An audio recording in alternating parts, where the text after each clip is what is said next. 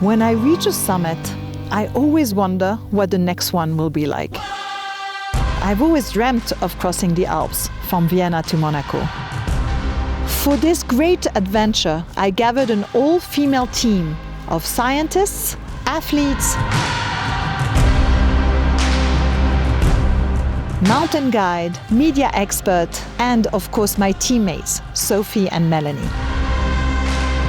Together we'll traverse the entire massif, combining cycling, ski touring, and trail running. From March to May 2025, we'll climb 80,000 meters and cross 65 glaciers. In about 60 days, we'll cover 2,000 kilometers through Austria, Switzerland, Italy, France to reach Monaco.